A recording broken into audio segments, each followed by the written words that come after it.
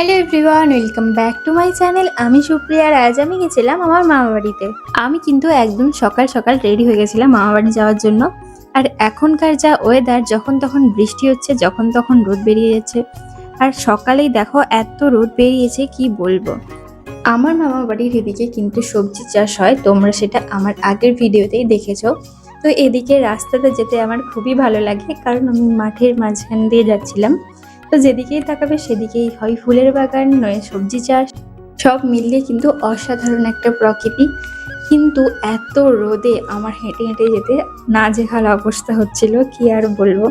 তো আমি কিন্তু কথা বলতে বলতে পৌঁছেও গেছিলাম।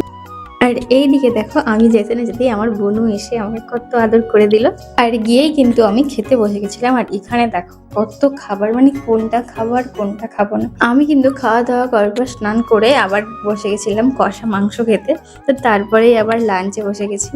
তো আজকের কিন্তু মেনুতে অনেক কিছু ছিল, তোমরা তো দেখতেই পাচ্ছ। এত কিছু খেয়েছি, হজম তো করতেই হবে, তো তাই আমি এক গ্লাস স্প্রাইট খেয়ে নিলাম। আর তারপরে খাওয়া দাওয়া করে আবার ঘুমিয়ে গেছিলাম। আর বিকেলে যেহেতু আজকে অমাবতী, তো আমার কাঁঠাল তো খেতেই হবে। তোমরা কে কে আম কাঁঠাল খেয়েছো অবশ্যই কমেন্ট করে জানিও। তো আজকের ভিডিওটা এতটাই। ভিডিওটা কেমন লাগলো জানাতে ভুলো না। ভিডিওটা যদি ভালো লাগে একটা লাইক করে দিও। দেখা হচ্ছে নেক্সট ভিডিওতে। টাটা।